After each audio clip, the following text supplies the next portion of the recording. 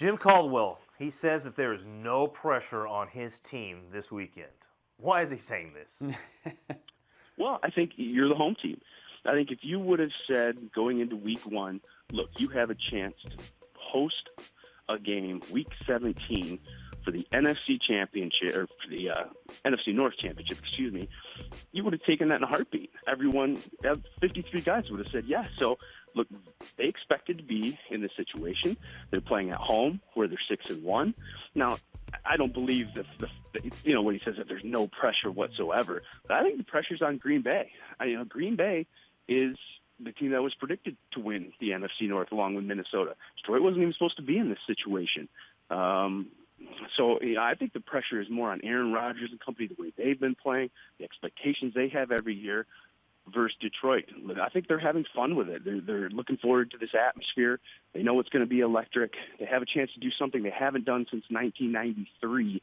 So I think the pressure's more on Green Bay than it is on Detroit, honestly. Tim, I have to imagine that the early results of the Redskins game won't be a factor in how hard these teams play. But obviously, if the Redskins lose, both Packers and Lions are in. Do you think that Redskins result will affect the Packers Lions as far as maybe resting guys or not playing as hard for the division Sunday night? No, I don't think so, because, what's on the line is that home playoff game, and you guys know, the advantages that brings, no travel, obviously the home field part of it in the playoffs. And like I said, the Lions, just speaking from the Lions perspective, they haven't hosted a playoff game since 1993, guys. So, this is something that, would be a huge advantage for them, something they haven't done in over 20-plus years. So I don't think at all that plays a factor. Now, I think maybe one thing interesting would be if Washington wins, then at that point, if the Lions and Packers tie,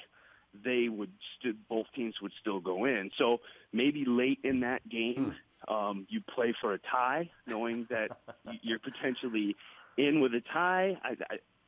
Jim Caldwell was asked about it this week. He said it does play a factor, but we're looking to win the game. But that would be the only way I think that you would play for a tie or something like that, knowing that could get you in. But I think both teams go into this one wanting to win, wanting to host that playoff game, wanting to win the NFC. Who wins the division if they tie? If they tie, it's Green Bay, because Green Bay beat Detroit earlier in the year in Lambeau. So, obviously if you're Detroit, if you're playing for a tie, you're giving up the division, but you're also getting into the playoffs, where if you lose and Washington wins, Washington is going to the playoffs.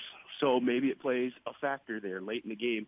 You have the ball with a tie game. Maybe you take a knee instead of trying to go for that. I was just going to say that, Tim. Can you believe that we might see a situation with, say, 3 or 4 minutes left in overtime, balls at midfield or near midfield, but you don't want to go and punt the ball away, and maybe both teams decide, you know what, we're just going to go into victory formation now, just kill the clock, let the clock run, and we'll both go to the playoffs. That would be really interesting to see. If you're Detroit, you succeed the division, yeah, which is a tough pill to swallow, but you're also going to the playoffs. So it's a situation I don't expect to arise, but you never know late in the game that could play a factor. Oh, my gosh. Can you imagine the reaction from Washington fans if they're watching that and seeing two teams basically running out the clock? Oh, my gosh. So that's something to look for.